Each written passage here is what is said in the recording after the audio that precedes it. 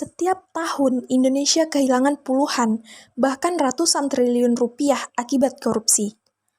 Uang yang seharusnya bisa membangun puluhan ribu sekolah, rumah sakit, atau menjamin kesejahteraan jutaan rakyat.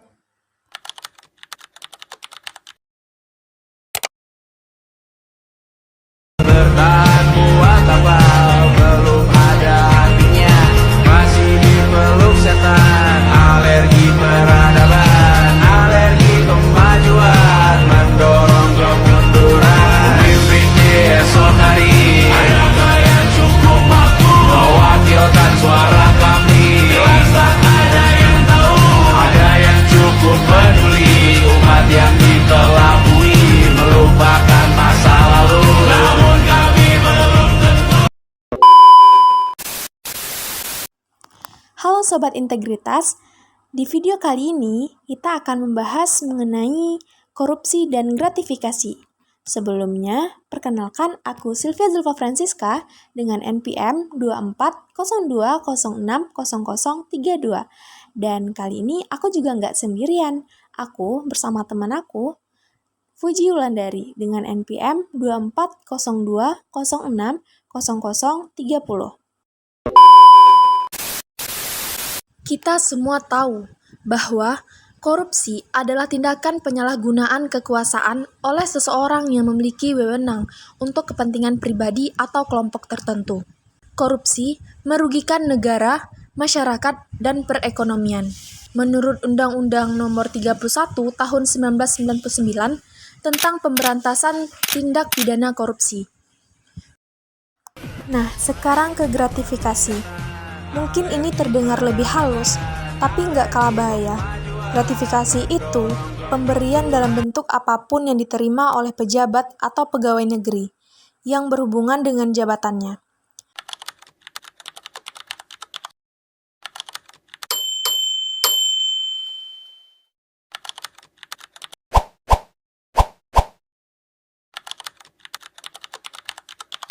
Yang pertama, faktor ekonomi.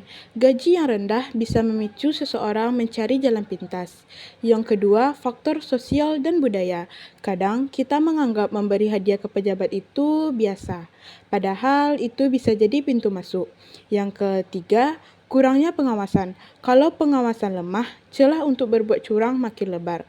Yang terakhir, lingkungan kerja permisif. Jika atasan atau rekan-rekan kita juga melakukannya, kita akan merasa itu normal.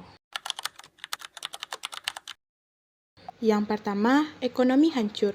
Proyek pembangunan jadi mahal dan mangkrak.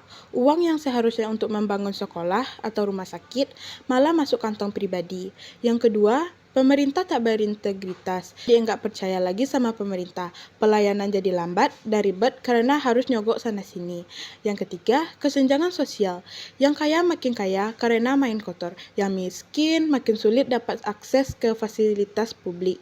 Yang terakhir, moral dan etika rusak. Kita jadi terbiasa melihat ketidakjujuran sebagai hal yang wajar. Kita tahu betapa rusaknya dampak korupsi dan gratifikasi. Sekarang saatnya kita bahas solusi.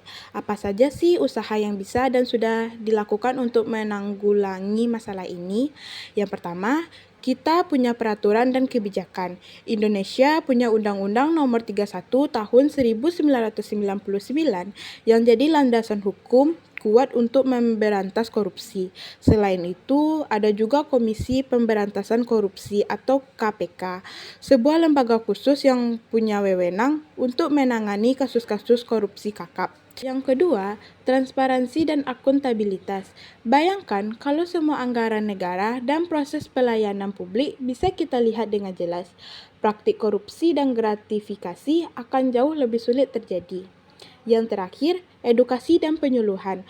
Korupsi enggak cuma soal hukum, tapi juga soal budaya. Dengan meningkatkan kesadaran masyarakat tentang bahaya korupsi dan gratifikasi melalui pendidikan, kita bisa menciptakan budaya yang menolak praktik-praktik kotor ini.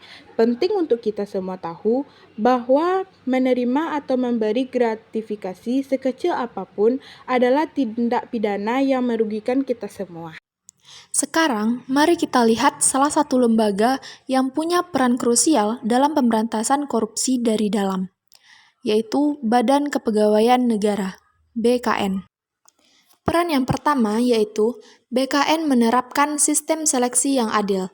Dengan seleksi yang transparan dan bebas suap, BKN memastikan hanya individu-individu terbaik dan berintegritas yang bisa masuk ke pemerintahan. Peran yang kedua yaitu pelatihan dan pembinaan etika.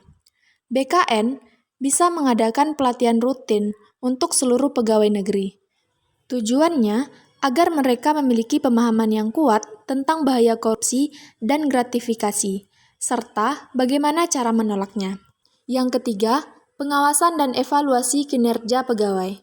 BKN harus memastikan adanya pengawasan ketat. Ini termasuk audit internal dan juga sistem yang aman bagi masyarakat untuk melaporkan dugaan korupsi. Pengawasan terhadap kekayaan pejabat juga penting untuk memastikan tidak ada penyalahgunaan jabatan. Yang terakhir, sistem penghargaan dan sanksi. BKN bisa memberikan apresiasi bagi pegawai yang berprestasi dan berintegritas tinggi. Di sisi lain, sanksi tegas harus diberikan kepada mereka yang terbukti terlibat korupsi dan gratifikasi. Sistem ini menciptakan iklim kerja yang sehat dan profesional. Sebagai penutup, kita lihat salah satu contoh kasus korupsi yang pernah menjadi sorotan. Infrastruktur BTS 4G yang melibatkan Badan Aksesibilitas Telekomunikasi dan Informasi Bakti Kementerian Komunikasi dan Informatika Kominfo. Kasus ini melibatkan banyak nama besar, termasuk mantan menteri yang kini menjadi tersangka.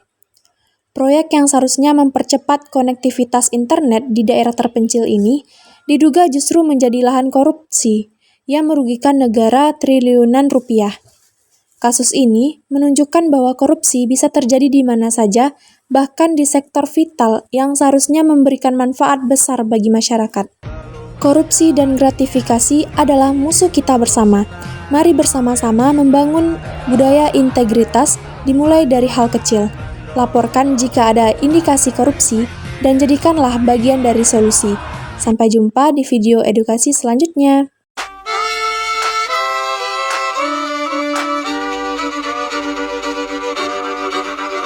Kisah usang tikus-tikus kantor yang suka berenang di sungai yang kotor. Kisah usang tikus-tikus berdasi yang suka ingkar janji lalu sembunyi